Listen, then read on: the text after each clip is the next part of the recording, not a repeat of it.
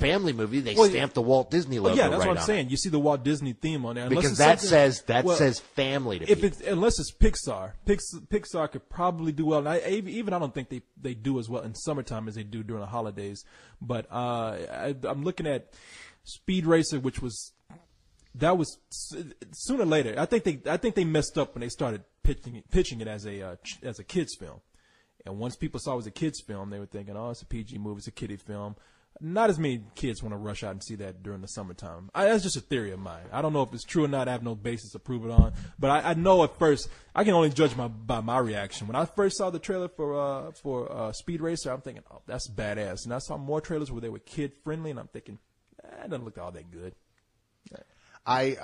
Again, but that has nothing to do with the rating. I mean, you could make a rated R movie look kid friendly.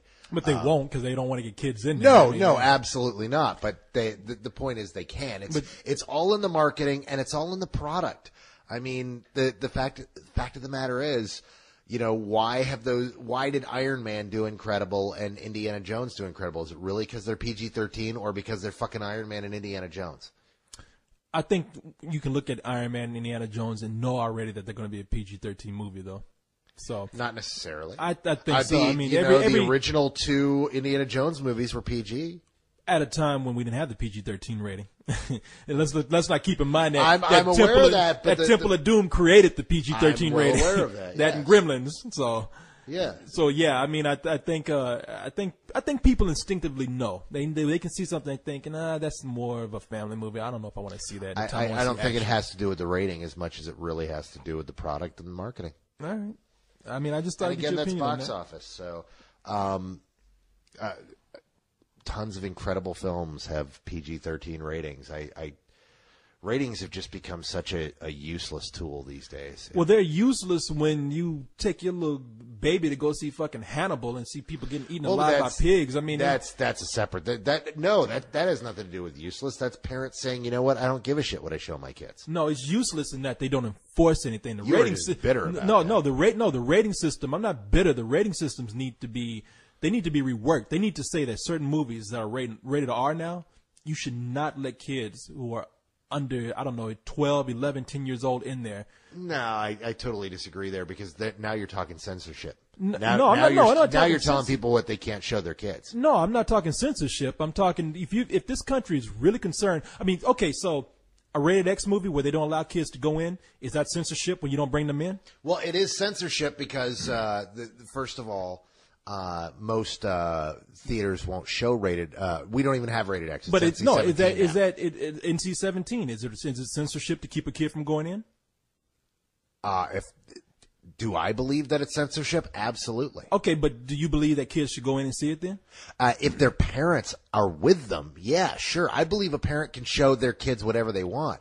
I think the problem with NC-17 is that NC-17 is something that's solely pretty much based upon sexual content, and that we as a country protect kids from sexual content, but we're totally fine with showing them violence on primetime television. I mean, that's an old argument. Yeah, I agree with that. That ain't my song. I'm singing someone else's verse. I think this country is hypocritical about what it does. We flip out about stuff we see on television, but nobody's keeping an eye on what's happening in the movie theaters.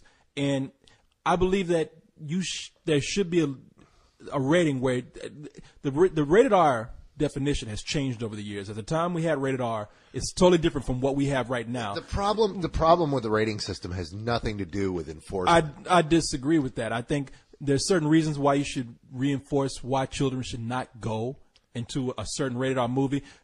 First of all, the graphic content. If this country is really that concerned about children and what they see, hold on, let me finish. If that country is really concerned about what children see and what they're observing and listening to, then sex and violence is way more graphic than what it was when the rated R rating came out. Now, it is. When it first came out, it totally means something different. We showed a lot more than we used to do 20 years ago. Now, I will say that it is something personal with me, because I think that when you're an adult and you go into a rated R movie, you're expecting to have sort of a more adult experience. You don't want to deal with crying kids. You don't want to deal with kids who are getting scared. You don't want to deal with people. We're on the problem. It's both reasons. I really do believe that if this country is said, they, But no, see, hold you on, keep- no, you- hold no, on, no, no, no, you keep interrupting. Let me finish. No, you interrupted me. Let me finish my point. It's just that they say that we want to protect children.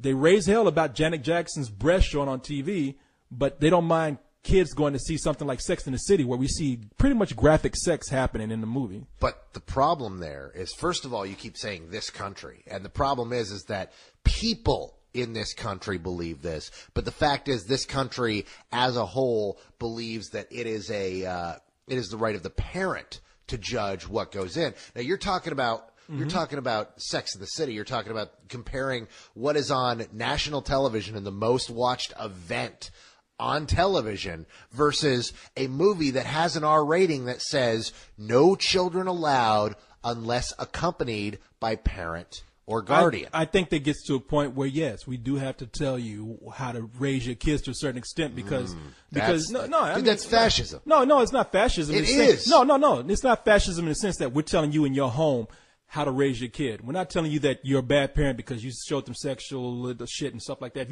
What you do in your home, for good or for bad, we can't control that. But when you're a kid, you bring them to a theater and you do that because you just don't care about getting a babysitter. You just want to you want to bring them out because it's an inconvenience to find anything else to do with them, and then they start to disrupt me and my enjoyment of the movie. First of all, a movie theater is not a public place, dude. Movie theater is a public place. No, a movie theater is a privately owned property that they allow the public to come into and view movies. If it were a public place, I could walk in there and watch whatever the fuck I want. It isn't. It is a privately owned place that I walk up, I pay my money. Dude, no. A movie theater is a public place. No, it is a privately, it is owned by, that land is owned by a person who in one way or another got the money to erect the theater and has to make the deals to show the films there. It is not a park. It is not a public place. It is not the middle of the road. It is a place that is owned by someone else, and they follow rules because they have a tentative agreement with, the MPAA. And that tentative agreement makes it more or less a public place. You have different types of people who come in there, and if you're disruptive, then you should be taken out. Or you should be taken out with your kid. It is a place that the general public pretty much goes into. Just because you have to pay to go in there doesn't mean that it's not public. It is. Dude, that's pretty much the definition. That land is owned by someone else. No, you're trying to make it sound like it's a private home or something where you're invited to go in there. For the most part, what you're saying by definition might be true, but for the most part, that concept doesn't hold up when we have all kind of different people paying to go into a theater. This is exactly, it is that kind of thinking that has completely fucked up certain things in this nation, where people believe that because you go into a place, you have a right to evoke certain rules, regulations, and laws over that place. That's horseshit. It's not. Because I paid my money to go in there. I should not have to suffer somebody else. They don't have to. They can reserve the right to refuse service to anyone because it's public property. And they usually don't. Private property. And the person that they usually refuse the service to is the person that's being disruptive. Well, and you know what? I'm fine with that but they are allowed to throw that person out because it's private property. If it were public property, what can you do without calling the cops? And then you have to hope that they're actually violating a law. It's private property, and they can throw out whoever they want. Now, it's private property in a different concept. It's not in the concept that you think it is, that we're all trespassing on certain. No, I'm not saying property. Trespassing. What I'm saying is that the person who owns the theater, if they want to allow 6-year-olds into movies, they can. Or you have great examples like Tim League at the Alamo Drafthouse. And Tim, he doesn't let kids into his fucking movies. But conversely, he also has a great thing called Baby Day, which is the day that, during a certain set of hours during the day, you can come in with kids of any age and watch whatever movies you want. By your reasoning, a movie theater, if it's privately owned, they can say, hey, we're going to let a 6-year-old, as you say, into an NC-17 movie, which they cannot do. They'll be violating. Well, they'll be violating the MPAA, but not breaking any laws. But that would have some repercussions. No, only if the MPAA in some way throws a fit. And I can tell you that there will be some repercussions that will come down on them if they let a kid into an NC-17 movie. It happens all the time. I mean, there are theaters that are really lax that let kids into movies and nobody gives a shit. And there are other theaters that will card kids and go, no, I'm sorry, you're 12. You can't come into this PG-13 movie without your parents. I mean, there's the whole spectrum there. And hence that is the problem with the theaters that we have today, is that they are no longer run professionally. They're run by teenagers who don't give a shit. That's some theaters. Some theaters are run that way. No, others are not. When I say You're talking theaters, about the bad theaters. I'm talking about most of them. I'm not talking about. Ones. Look, I'm not talking about special theaters like the Alamo Drafthouse. I'm talking about the majority of theaters that are out there, like Cineplexes, where they actually should be reinforcing certain standards more than they do. And half of that shit has to do with, as I say, a rating system which isn't really enforced, and it has to do with. But the rating system is bullshit to begin with. No, it is bullshit, and I agree with you on that. It's a completely arbitrary thing. They put a bunch of people who are parents in a theater and let them watch the movie, and they watch the movie and they go, "What rating do you think that is?" And based upon you're only allowed to have a certain amount. There's a few rules that are like you can only say fuck a certain amount of times. There's a couple small rules, but as a general rule, there are certain movies that squeak by that should have been R, but were PG-13. There's movies I can tell you back in the 70s, like let's say when Midnight Cowboy came out, Sex and the City today would have the same rating as Midnight Cowboy when it came out. It would be rated X. And that's how things have changed. Well, but no, you're talking way back in the day. You're also, after that, I'm talking about way back in the day. I'm talking about how things have changed. Except that was like the film that broke the system, and then we saw things like the blaxploitation era, and where that had tons. There's stuff you see. You're telling me that we see more now than we saw then. I know you're full of shit because I know you have a wide knowledge of blaxploitation films and know full and all that there are many blaxploitation films that are rated R. Now we're getting a hell of a lot more. And now we're getting into certain. And don't take this the wrong way, because when you say we're talking about socialized racism when we get into blaxploitation films, that's something I don't even want to get into right now, because that would be a whole different discussion.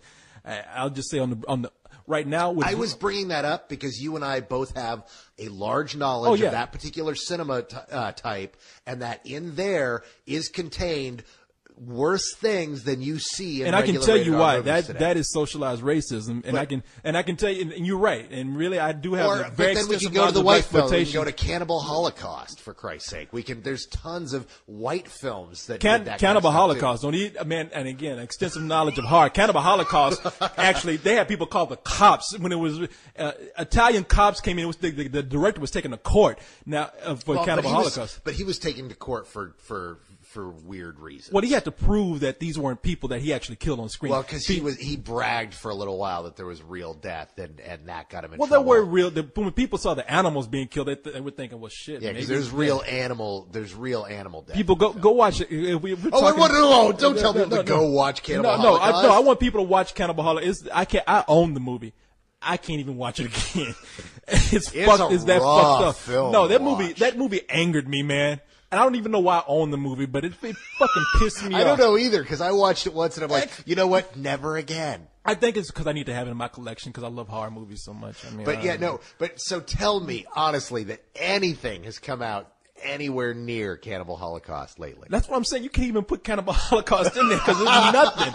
There's nothing. Except that you went ahead and said, man, there's nothing like what's today, and then I bring up Cannibal. But Cannibal Holocaust, you see what happened with that. I mean, I can't blame them. I saw that movie. Oh my God, this movie, Cannibal Holocaust. There's some rough. My point is, there were some after they loosened things up in the 70s. There were some rough fucking movies, and then everything kind of calmed. And all those things kind of happen on the underground level. I mean, with the blaxploitation. The reason why, and a lot of people wondering probably why I'm saying racism here. And in the 70s, keep in mind, racism was a lot higher than it is today, at least more exposed.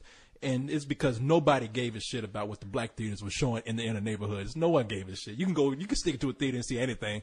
I mean, I can tell you, my brother and sister did that shit. We go to the drive-in and see like some of these blaxploitation movies. That's where my love of them come from. I think they're inherently kind of wrong in a way. Kind of wrong. Yeah, some of them are really some fucking are very wrong. wrong. I mean, but I hate that. I even hate that term, blaxploitation. But that's another issue for another day. But you got me thinking about Cannibal Holocaust now, man. Hey, you know that what? movie's I'm fucked. sorry, but you forced me to bring out the big guns. I mean, like, no, well, please bring up Cannibal Holocaust, man. I mean, because everybody mentions this. I mean, it's a very popular movie. I do encourage kids. I mean, if you're like 13, I do 14 not and above, encourage kids to go and watch this. Seriously, this is one of those top 10 most fucked up films you're going to watch in your life. That is my number one. That is my number one. Yeah, but movie. I don't assume that you've seen some of the other more fucked up ones. Maybe I haven't. I probably have not. You've probably never seen Taxidermia or 120 Days of Sallow or No, I haven't seen it. I can understand why Cannibal Holocaust is your number one. But I think Cannibal Holocaust for me. And kids, because I'm not by any means recommending any of those Because films. I- Please don't but- go. but- Oh, hey, Carlisle mentioned 120 Days of Sallow. No, trust me on this. Those movies have probably been mentioned to me. I refuse to see them. Just like people have tried to force several movies on me that I don't want to watch just like because of the way. Gummo. Gummo, I will not watch. Good. I don't want to see Gummo. I don't want to see. I will watch it one day because I hear it's a great movie, but Irreversible. Oh yeah, no, that is a really good. They have in this movie Irreversible. I wanted. There's two things that happen in that movie. First of all, I heard. Well, don't ruin it. Well, no, I would just say I'm not going to ruin it because there's a lot more going on to it. But there's a 9-minute rape scene in that movie. Yeah, see, you've also never seen Baise-moi. Wait a minute, which one is that? That's the French film about the two girls who go on the crime spree across France. Yes, I have seen that. You have seen that? Yeah. That's pretty wrong. That's another one that said. That was one of those. I saw that in the theater. They screened that for a bunch of us at like midnight. And I went back to my girlfriend's house and I crawled into bed and I couldn't even touch her. It was just like, I feel so dirty right now. I don't want to even come close to a woman. This is just gross. Yeah, no, there's a lot of fucked up movies out there. That was like 8 years ago. Shit. Yeah, and God, that film is forever etched on my mind. that is one of the movies that told me like that. And there was another movie called French are fucked up. There was another movie called what was that movie? I Stand Alone. I forgot the French name of it, but the movie pretty much ends with a guy molesting his own daughter after a whole bunch of fucked up shit. Oh, so it was a feel-good movie. Hey, the feel good movie of the year. That year. This is recommended to you by your Uncle Corey. Yeah, there you go, kids. Watch it if you can. But no, you hear about Cannibal Holocaust being, but guy you love, Eli Roth, one of his movie that he loves. Oh yeah, no. I cannot love that movie. I think I just, like I said, I just have it. I bought the movie because I heard about it and then I watched it and I was like, I'll keep it because this is one of those movies you got to have in your collection. Because but you're I one will of those not guys watch that'll be like, here, watch this. It will it. blow your fucking mind. Exactly. I have about 3 movies I don't want to watch anymore because of that. What are the other two? One of them is an animated film called When the Wind Blows. The most fucking depressing movie I've ever seen. Is it more depressing than Plague Dogs?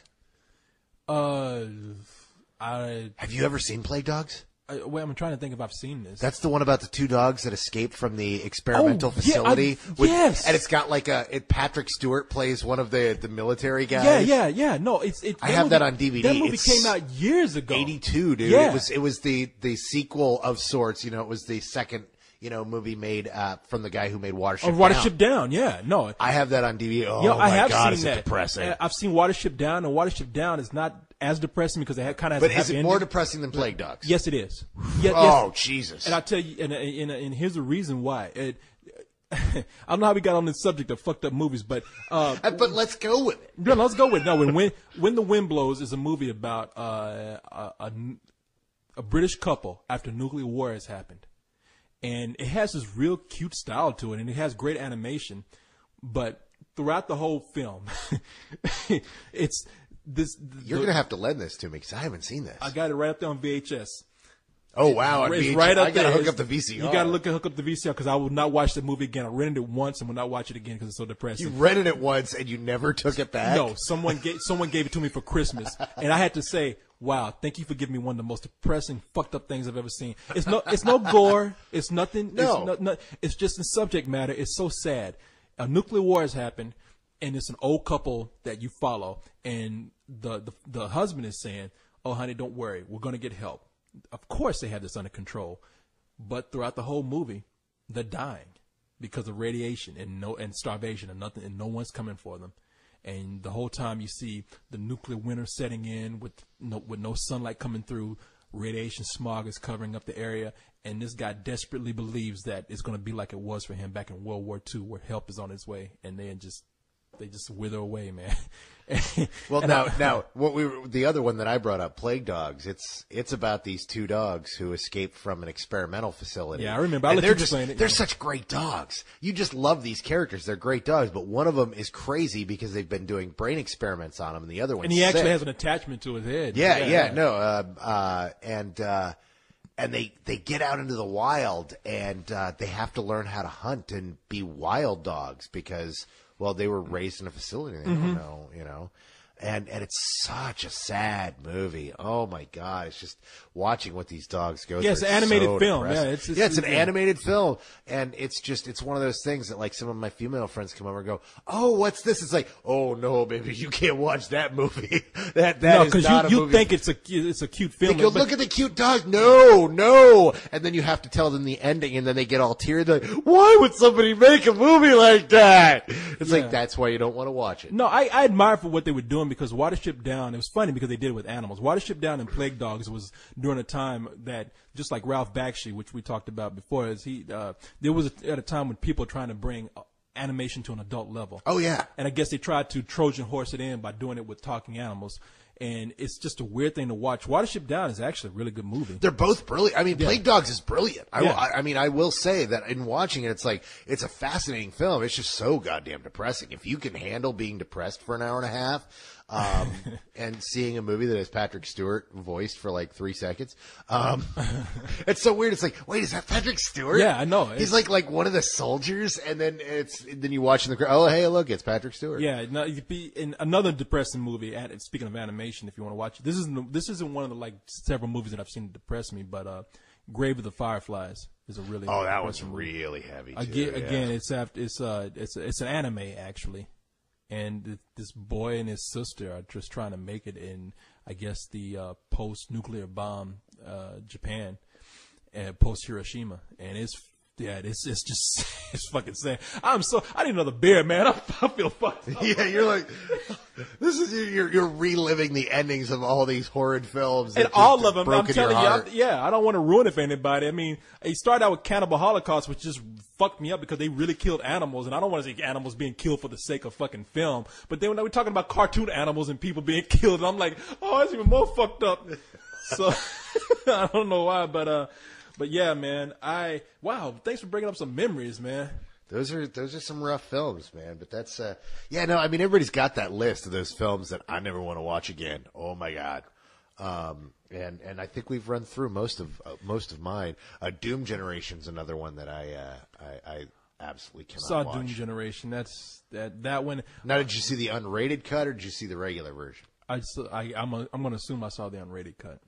And it was, God, I hate that movie. Yeah, I did. Jesus, man, I'm gonna fucking. One of my friends was actually up for that role. She was supposed to be in that movie, and Rose McGowan ended up getting it. Really? Yeah. Who was your friend? Angela. Oh, Angela Bettis? Yeah. Oh, nice. Yeah, she was supposed to be in it, and then she's a really cool person, man. Dude, she's awesome. I'm gonna fucking hang myself after this show. This is so sad. All of a sudden, you're like Eeyore. I know. Sorry, Carlisle. I'm just thinking about bummer movies. Thanks for bringing them up. That's what I want to talk about. We're running out of time here. We might go over a little bit over an hour, but speaking of depressing things, M. Night Shyamalan's new movie. Well, I don't know if it's going to be depressing or not. We talked about this before we even started recording. Leon put up a blog about how we're not going to have a screening of The Happening, which surprises me. I mean, why? But he was saying that nobody's getting screenings. Isn't that what he said? It wasn't just. I wasn't clear on that. I really because I couldn't imagine that they'd single out Austin, especially since Harry Knowles is like one of M. Night Shyamalan's biggest supporters and always has been. And if any town gets a screening, it would be Austin. I'm going to take a guess here. I have a theory that they're not showing it anywhere, And I'm gonna say it because his last movie, Girl in the Water, was Lady considered in the Water. I'm sorry, what was I saying? Lady. You're in the water. The Lady in the Water. What did I call it? The Girl in the Water. The Girl in the Water. Okay, at this point, I don't even matter. But lady, That fucking bitch lying in the lying in a puddle. Yeah, bitch in the puddle. Bitch in the bathtub, whatever.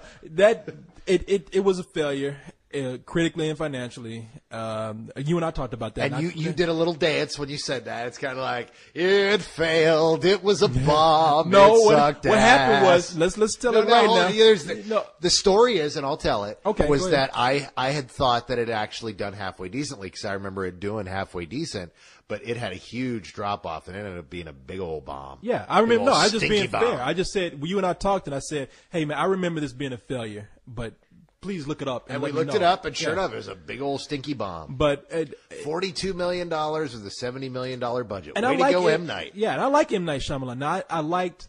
Shamalama ding dong. Yeah, exactly. I love The Sixth Sense. Love that movie. That's one of the best Well, the movies thing I've ever is who doesn't? Exactly. And the thing is everybody starts out with The Sixth Sense. They forget that was his third movie. Yeah, well, what did he do before? He wrote something? No, he directed 2 films. He directed one small film with Indian people, with Indians. Oh, that's right. He did. And I Yeah. forget what it's called. And then he did a second film with Roseanne Barr. I It was don't like remember. A I never Dutch heard of it. knockoff. I remember when it came out. I can't remember what it was. I know he wrote Stuart Little. Yeah, and then Or he was, co-wrote it or yeah, something. he was involved in writing Stuart Little, and then of course Sixth Sense. That was his big thing, and then that established what M. Night Shyamalan was. And then of course you can read my blog. on No, I loved Sixth Sense. Unbreakable, I thought was a really cool movie. I think the end of that movie was pretty bad. Well, no, it's a great movie Yeah. that ended 30 seconds too early You just don't end the movie with with a scroll. Exactly. You don't Yeah, scroll the ending. That Oh, works. they didn't even I scroll. get- They just put letters up on the screen saying, "This is what happened." To this well, no, person." and it scrolls upwards. It's like and it tells you what the ending was. See, it doesn't scroll. It just stays on the screen. It's like a '70s TV show. It just freeze frames, and there's letters at the bottom of the screen Oh, is saying, it? "Yeah." That's what was so bad about it. I was like, "Wow, y'all could have done something so cool with this." Yeah, but they- Unbreakable is a really well directed movie, man. No, I love Unbreakable. It's a great film. The ending, it just ends 30 seconds too short. We needed to see that ending. Exactly. It's the classic rule of writing. Show us, don't tell us. Thank you. That's and what he I was said. trying to go for a comic book feel, and he just dropped the ball. But you know something? He could have gone for that comic book feel at the end because the villains always end up in an asylum. He should have showed that. I agree. I 100% agree. And I agree. No, I agree with you too. When you say show don't tell, great. Thank you for saying that. That's where he fucked up. And then of course Signs, which is the movie that, makes you go, Joaquin, there's aliens on the roof again. Get the hose. There was some really creepy parts to There sure was. to Signs. It was a really good movie until you walk out and go, wait a second. Yeah, no. Well, when I was watching it, the thing that got me the most. Anybody who's seen Signs, it was creeping me out until they did this whole thing of the aliens kind of open doors. I'm like, well, they got fingers. Why? How they can steer a spaceship to Earth, but they can't open They doors? can create advanced alien technology, Yeah. but working primitive things like doorknobs. is Like way beyond fingers, it. yeah. Because you start thinking about that shit, and it's like, wait a second. If water is like acid to these people, why did they come to a planet that is 2/3 water Yeah. to eat alien beings that are 90% water? They would have to desiccate us and turn us into jerky in order to eat us. Yeah. Maybe that was their plan. I don't know. Maybe they were just really hungry and they rushed into things. Apparently, there's no gotta good give me places some to eat people between here jerky. and Alpha Centauri. Well, but after that, I have to say after Unbreakable, his movies dropped off for me. Yeah,